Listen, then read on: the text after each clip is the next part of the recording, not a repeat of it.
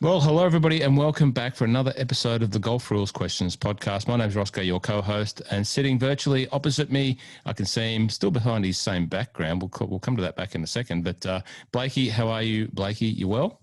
Yeah, going well, Roscoe. I think this is week 6 or so of lockdown, so we've still got another 3 or 4 weeks to go. Missing the golf, but yeah, certainly watching a lot on TV as we've seen. How about you? How are you going?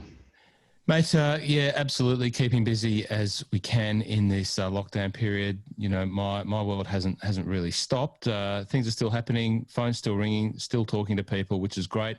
Yeah, missing the golf. Had a little episode with my net in my backyard, which was keeping me in some golf swing.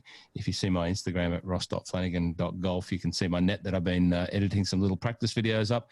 The net is no more. I'm trying to resurrect the net, but that was a bit of sadness for me during the week. Blakey, my net blew over, mate. My net blew over. Was the weather that strong in Melbourne?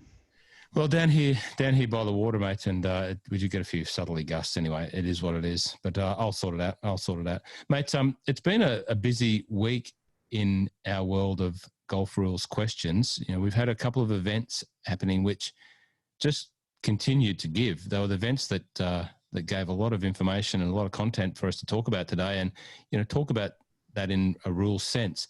How did you see, as a summary of the week, pan out? What happened as a high level overview, mate?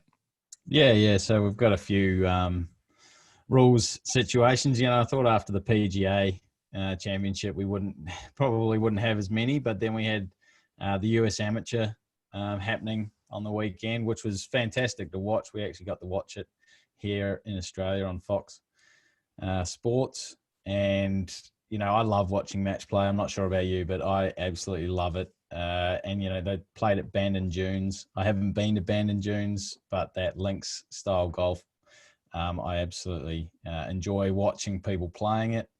And yeah, as I said, match play is just a different beast.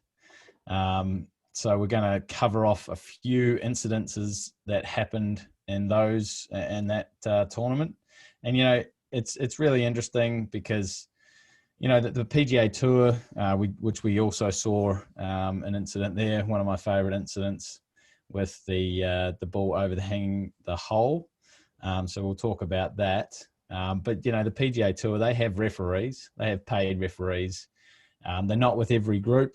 They get called in when a situation occurs. But the US Amateur, whilst the matches will have a walking referee with them, the players aren't used to having referees there and on the spot and allocated.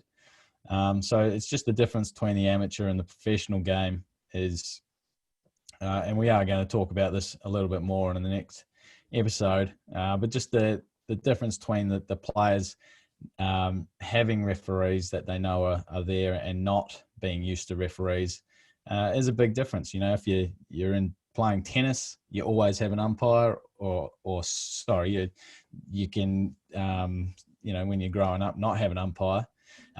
Probably a bad example, Roscoe, but in soccer or footy or rugby, you always have a referee. Cricket, you have umpires, although they could be from the other side, and they never give LBWs. But yeah, those sports like netball and rugby, AFL, they always have a referee, whereas golf, you're usually the referee, and seeing these players then have to deal with the referee and how it works is very interesting.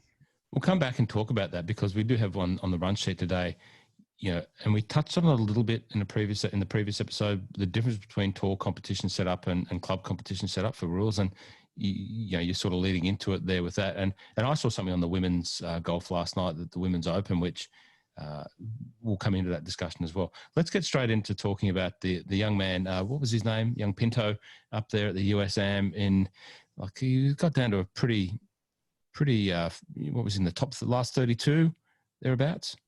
Yeah, this was actually in the top, I thought it was the top 8 or top 16 match, and he actually ended up playing against the guy that eventually won the thing and lost on the lost on the 18th, not due to lack of skill.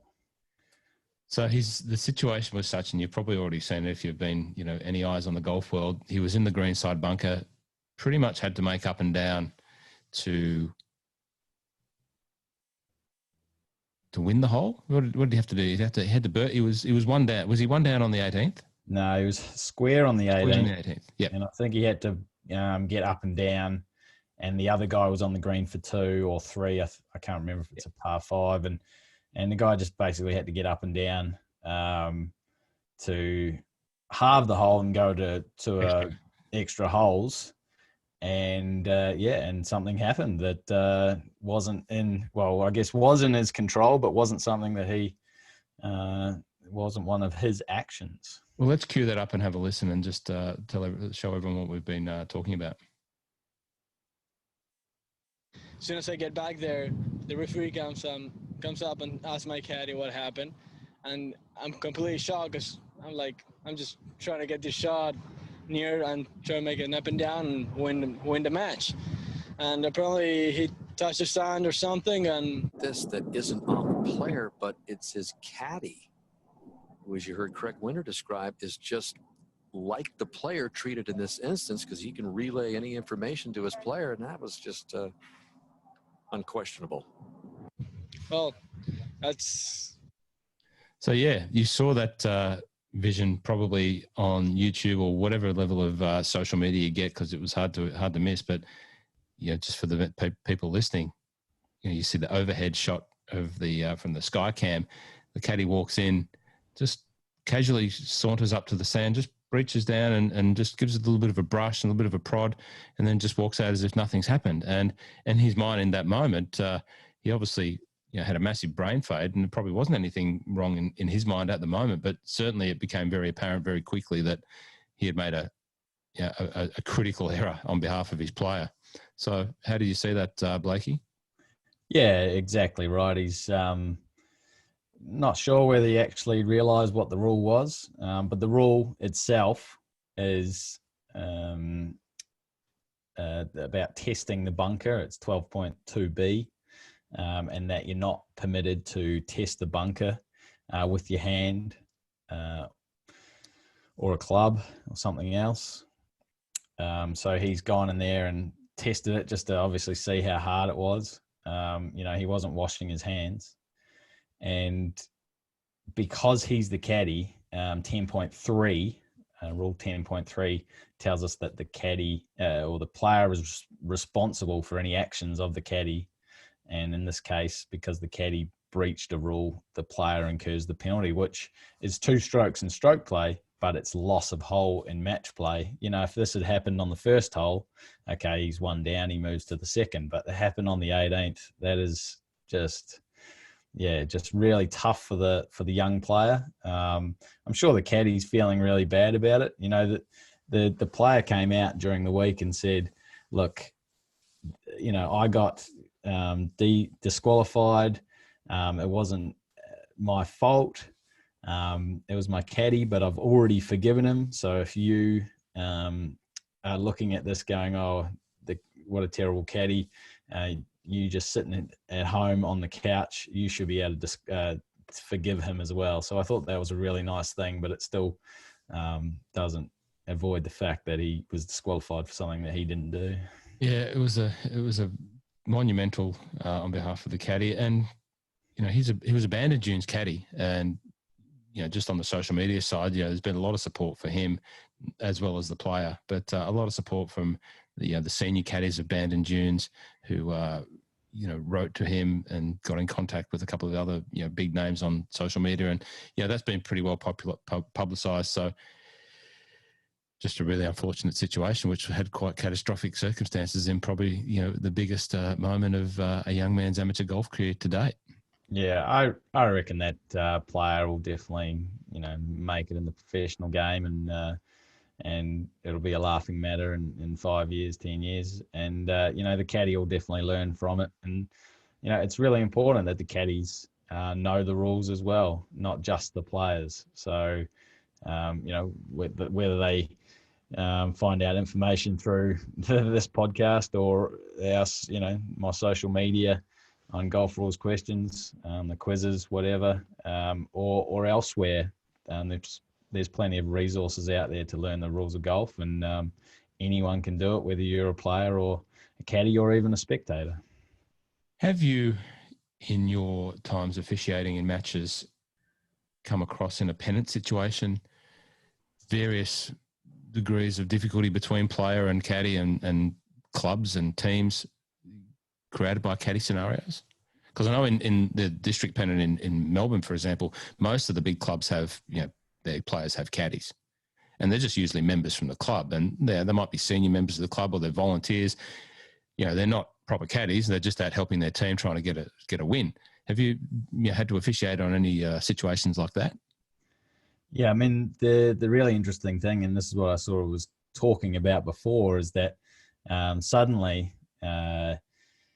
in these situations, these players suddenly are playing this pennant competition, and suddenly there's a referee around, and they don't realise what power or what assistance the referee can provide, because that's all the referee's there to do, is just provide information on the rules on how you're supposed to continue play with the situation that you've gotten yourself into. So, if you go and play on a Saturday, there's no referee. If you have an incident, you might call up usually the professional golf shop, which is really important that the professionals know the rules that are working in those club golf situations. But the caddy might call up the professional, and get it sorted. Whereas when they come and play in these competitions, we most of the time send out referees. They'll be roving referees. Now, a roving referee in a match play can't get themselves involved except for about 3 or 4 specific rules, like being late to the tee, code of conduct breach, etc., etc. But everything else, they actually can't. They have to sit back and look and watch until one of the players actually approaches them and says, I want to make a claim. Now, a lot of people don't know that, whereas an allocated referee, that's usually what we call a allocated or a walking referee. They are basically in control of the match, like you would see an umpire in an AFL match, or an umpire in a cricket match, or a referee in a rugby match. They have to act on anything, and we saw this in a President's Cup a few years ago. I think I've got the video on my YouTube about Jordan Spieth, and he's one of his opposition. It was like Louis Oosthuizen maybe, and the ball was in motion, no chance of it being holed. Jordan stopped it because it was going to roll in the water, and he didn't want the fans, American fans, to cry and cheer about Louis' ball going in the water. So he stopped it. It had no effect on the actual match, and then the allocated referee acted on that and penalised Jordan, who ended up losing the hole because of that, and they ended up losing the hole, which just didn't appear fair. And then Jason Day, and because it was a 4-ball, and Louis were like, oh, well, that's, surely we don't want them to lose that match, or we don't want them to make a claim. And the allocated ref he can't do anything apart from he saw it. It has to be ruled on. So that's really important. They've actually since changed that rule about an opponent stopping a player's ball in motion when it has no chance of getting holed. Basically, that you stop it and then you've given the person the putt there, or given the person their next stroke. But getting back to pennant and seeing these kind of situations, what I do see is people not realizing that you have to, if they see a breach of the rule, they have to make a claim, unless it's that allocated referee. And then if it's allocated, it is the referee's job to pick up things and make an assessment or a ruling on those situations. Have I seen this personally up close? Not often. I really haven't refereed too many matches, which is a shame because I really enjoy it. But yeah, I don't see it too often. And I'm always in a mindset, if I'm allocated, to try and prevent rulings. So get over to a penalty area and just ask the player if they want assistance, etc. Can I tell you a story about my experience in that environment? I really hope you do. Okay, it's not catastrophic, but so playing a final of a pennant match, and the backstory was, now you can't ask to be drawn against a certain player, but within the teams, and these guys, pretty much where someone's going to play from the opposition team. In a previous round, one of the opposition players had effectively bullied one of our junior players that was playing in our team, and left the young fella quite scarred, because he didn't treat him in the spirit of the game, and I didn't really take too well to that. And you can't flex any muscle in the game of golf, and I wasn't trying to, but I was really hoping that I got drawn against that person, because I thought, he's not going to be able to bully me. And anyway, turns out he could. He just did it in another way. And what happens? We got several holes into the match, and he was playing incredibly, incredibly slow. Now, this is several years ago, a long time ago, but he was playing slow on purpose. It became very apparent. I had a caddy, and I said to the caddy, I said, look, just send the note out to, let's get the referee over here and let's do something about this, because this is just ridiculous. And it got slower and slower. Lo and behold, the referee comes across. He's actually obviously an official, but he's a member of our club, which was a little bit strange in itself, but he was officiating all of the pennant matches that day. He was a member of our club. I didn't really know him that well. I thought, great, this is good. I'm back on top here. Well, he puts us both on the clock. He says, right, you guys, you're on the clock, slow play, it's on it, blah, blah, blah. And then that put me under pressure. Now I felt, I'm the one that's doing bad here now. And it rattled me a little bit, and it sort of backfired. And, old mate who I was playing against, I could see him in the corner of his eye with his caddy just laughing and sniggering and just going, yeah, got him. We've got him. So that was one such scenario where I had to get a rules official involved. As you say, they were roving, and I had to engage them, and I did that. And I lost 2-1. Well, anyway. I've got a couple of stories. The whole pace of play, we'll definitely cover that in another episode. Basically, don't delay play and all that kind of stuff, and what can happen when a referee comes across. And I've got some experiences about that on the tour that I'm sure a lot of people would like to hear. We'll make sure not to name names.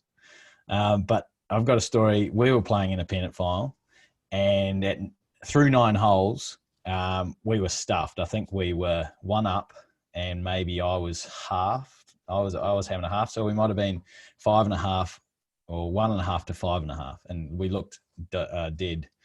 Then one of my best mate, he won the 9th to get to I think 3 down, and then on the 10th hole, the opponent grounded his club in the backswing, and he didn't see it, but his caddy saw it, who was a very good golfer as well. And he said to my mate, look, your opponent just grounded his club in the backswing. And so they were like, oh, well, okay. So they got a referee in there. Referee said, well, did you?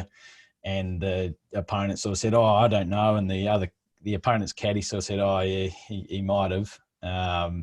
He might have been tied up against the back lip or something like that. Anyway, he gave him the hole. The referee said, well, if you did, that's lost a hole, and my mate's now 2 down.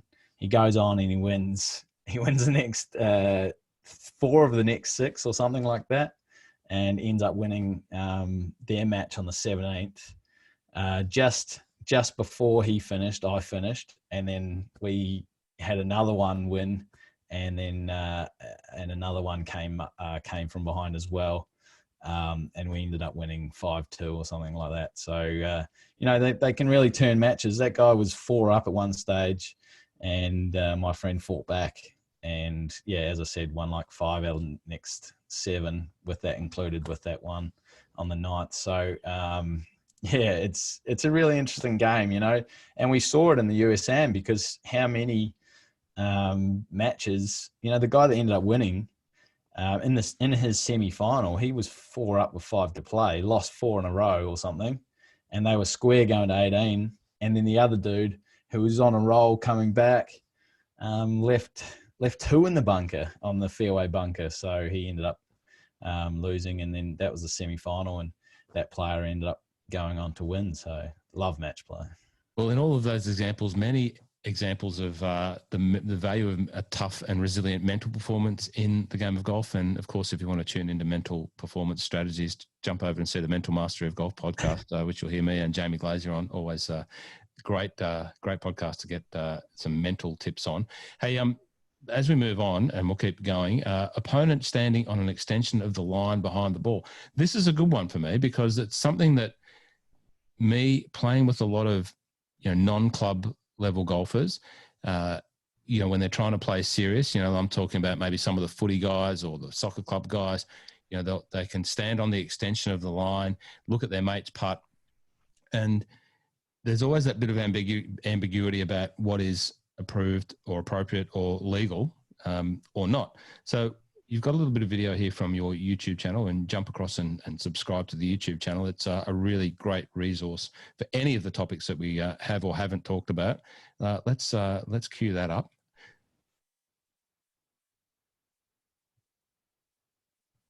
At the 8th, where Gupta has a chance here to cut into this Strafacci train. And Dan, he's going to take up a position right behind Tyler as Tyler lines this one up, because Strafacci's ball, as it rolls down towards the hole, is going to go right past Gupta's coin, and Gupta is all over him. In fact, Did you see him? just asked him to shoot him off a little bit. You gotta love it. Can you give me a step over there, please? Yeah. All right, so we just saw the opponent standing directly behind the line of the player, and it didn't look like he wanted to move or was going to move. And then the player who was hitting the putt then just said, "Come on, mate, on you go, on your bike, move over there." So what was happening there, Blakey? Yeah, so this is a fantastic one. So as you set it up, the player, let's call Strafacci the player. So he's got about a 20-footer. Gupta has got about a 10-footer. Let's set it up like that. And so they're right on the same line. Gupta wants to stand on that extension of the line behind the ball, or behind his ball, which is also behind where Strafacci's hitting from, to see exactly how this ball is going to react on the green. Now, there's no penalty for doing this. The issue is if the player, Strafacci, thinks that he's being distracted, and in Rule 1.2, it talks about showing consideration to other players, which is what Gupta would have to do if Strafacci was motioning, as we saw, motioning for him to move out of the way. You know, hey, you're distracting me a little bit. Can you move away? Now, there's no penalty if Strafacci had left Gupta there. The issue would be if it happened and Strafacci wasn't happy with it, or he asked him to move and Gupta didn't, then he could get an official in. An official is sort of going to give a warning, hey, mate, just move out of the way.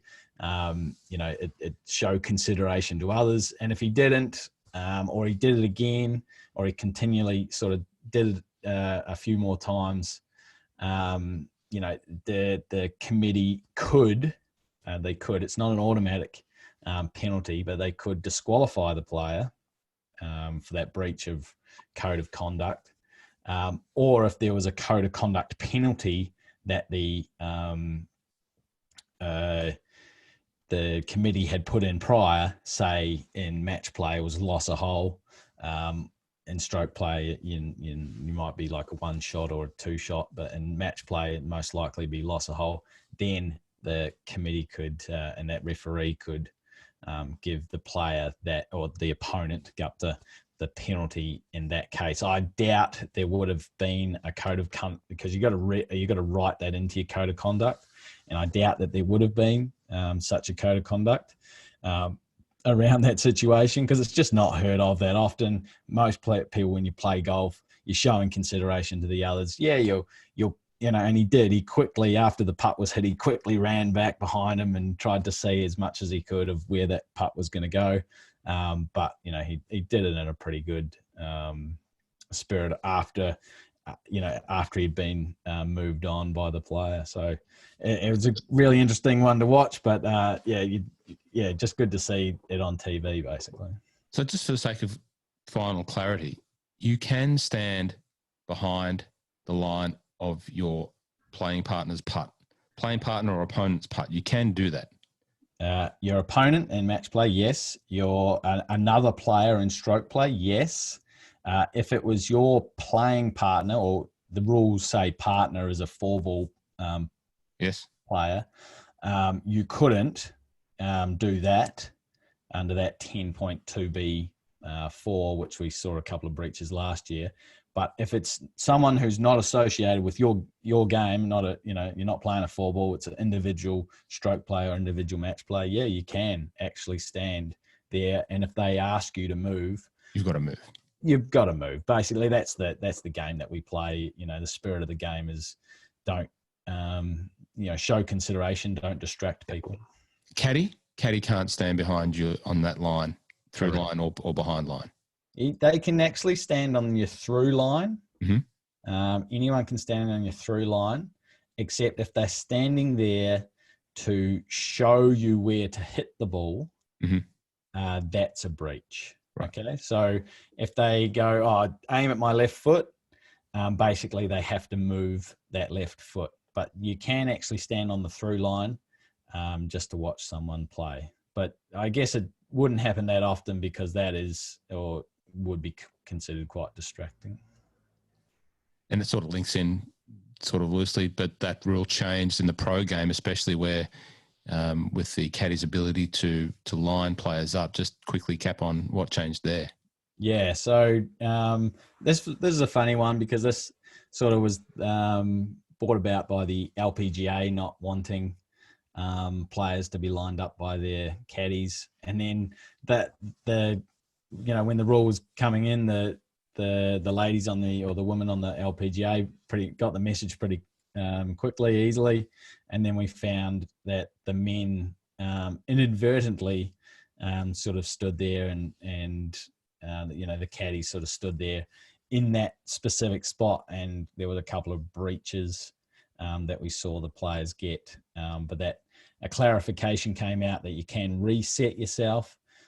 But also, a lot of people learnt that what the rule is. I mean, that's the funny thing. We talked about this last week. There's a lot of times you learn what the rules are just by breaking them. So that's always a funny one. Mate, this is another classic that we're going to flick up to with one of your favourite golfers, I'm led to believe, Rafa Cabrera-Bello. And the old overhanging the lip putt. It's probably the most videoed type of golf content that you see on online. Balls hanging around the lip of a hole. Let's just cue Rafa Cabrera-Bello up and just have a listen to what happens here. The birdie putt now for Rafa Cabrera-Bello.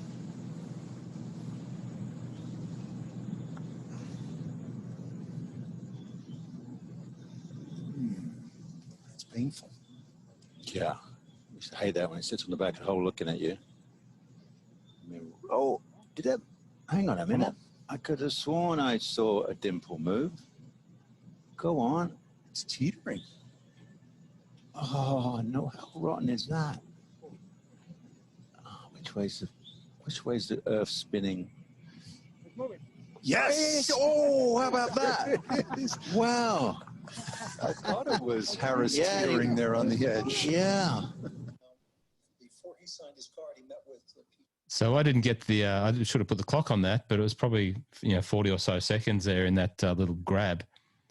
So he hits a putt, Ball rolls up to the edge of the hole. You obviously hear the genius of Nick Faldo just asking the earth to move and make something happen for poor Rafa Cabrera-Bello, and I'm glad I got the pronunciation right. I was happy with that.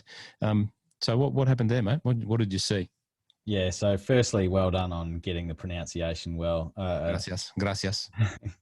Done. He's moving. Because I'm just not even going to attempt to say his name, so I'll just say RCB. But, it's a really interesting one, and it's very interesting on the PGA Tour because they seem to be quite lenient on the reasonable time that it takes to get to the hole. So what the rule is that once the ball is overhanging the lip overhanging the hole, it's right on the edge of the lip, it's overhanging the hole, you have the reasonable time it takes to get to the ball, and then 10 seconds starts from there. And we've seen a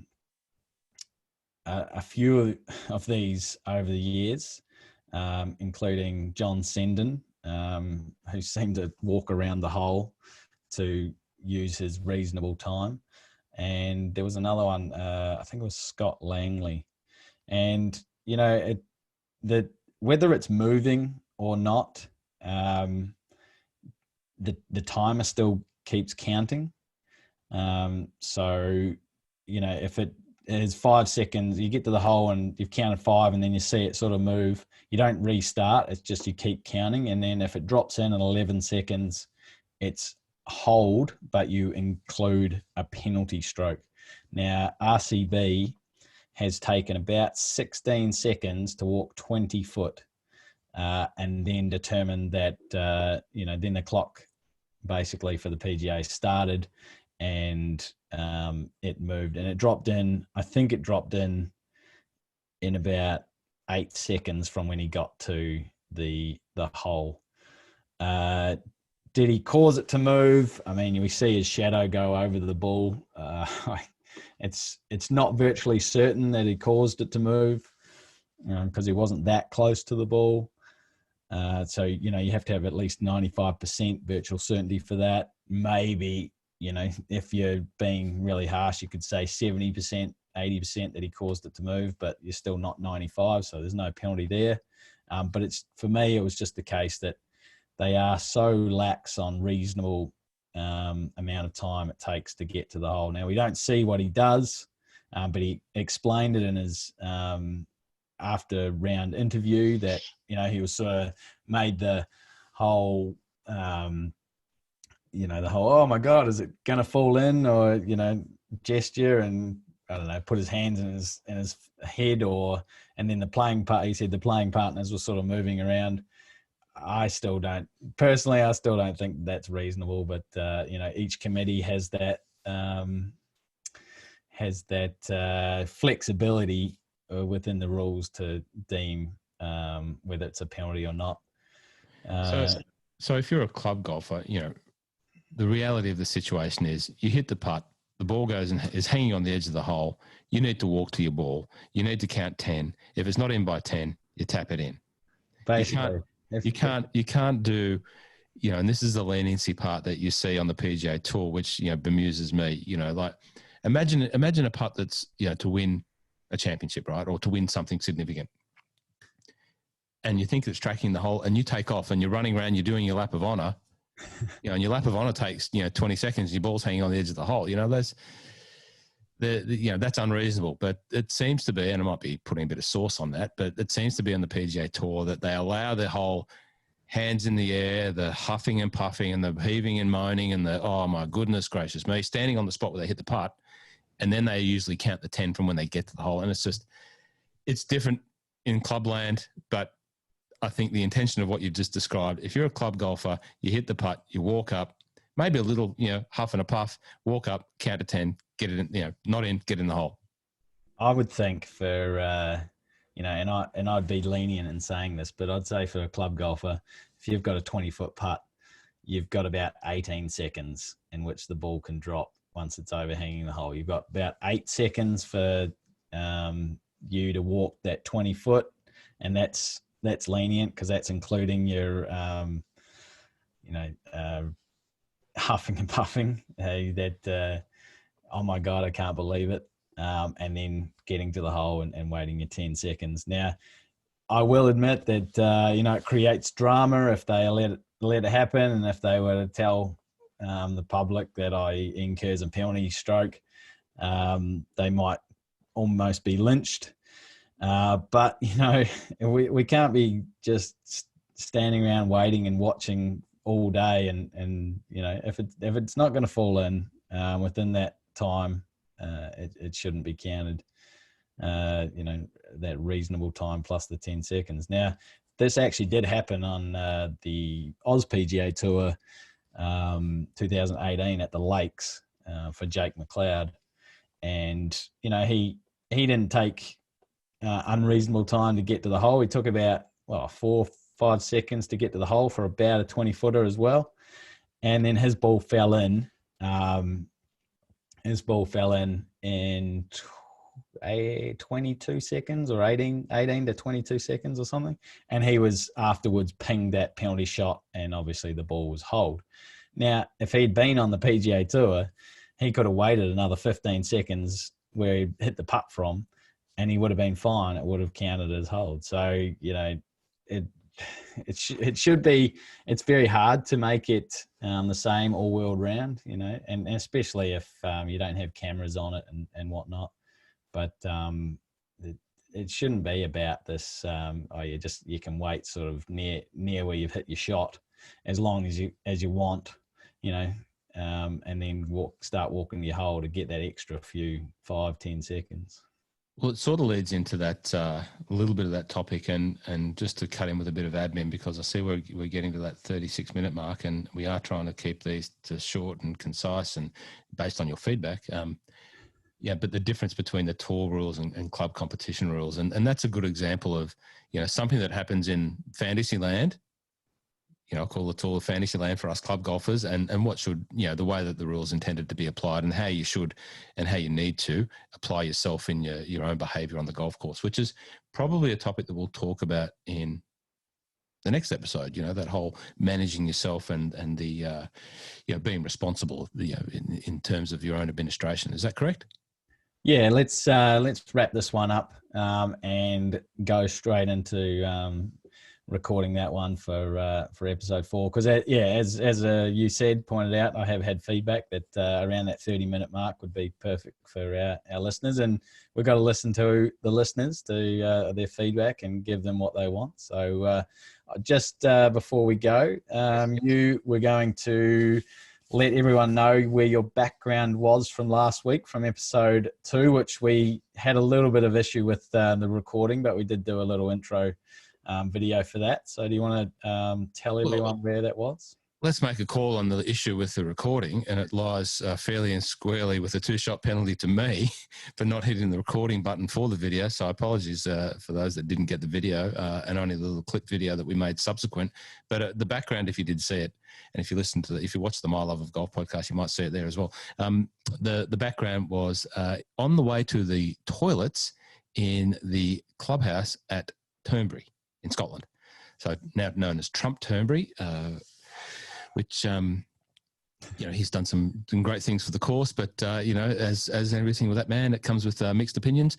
But the clubhouse there is fantastic. The course is fantastic. Haven't played it, but I did go to the toilet, and I did take a lovely photo of those memorabilia portraits. So if you guessed that correctly, if you'd seen that, well done. Now, we've got backgrounds here. Blakey hasn't changed his background, so no one's guessed his hiking destination. It's exotic. Let's just, is it Southern Hemisphere or Northern Hemisphere, Blakey? This one's Southern Hemisphere. Okay. Is it Asia Pacific, or is it, sort of America, South America? It's South America. Okay, there you go. If anyone has got this far and wants to follow them with this competition that we've really thought up of on the fly, you can send Blakey your notes there. But my one is quite significant for golf at the moment, and you can see that here. It's probably one of the most significant in tournament golf. Have a guess where that is. Let us know. It's a pretty easy one. Blakey, once again, we could talk about rules golf rules for hours and hours on end. We'll wrap this up here at 39 or 40 odd minutes, and we'll come back with episode 4, where we're going to touch on, what are we going to touch on? What's everyone looking forward to in episode 4 when they come back? Yeah, well, we've got a listener's question, which we're going to get into. There might be a couple more rulings that we're going to cross over, and also just a little bit more about what we just talked about that sort of being your own referee and playing in the spirit of the game, and what do you do when you see a breach by someone else, and how you sort of confront them about it in the nicest possible manner. Blakey, once again, thanks for joining me on the Golf Rules Questions podcast. It's been great. Look forward to seeing you all in episode 4. Thanks for tuning in. And until next time, thanks for joining the Golf Rules Questions podcast. See you guys.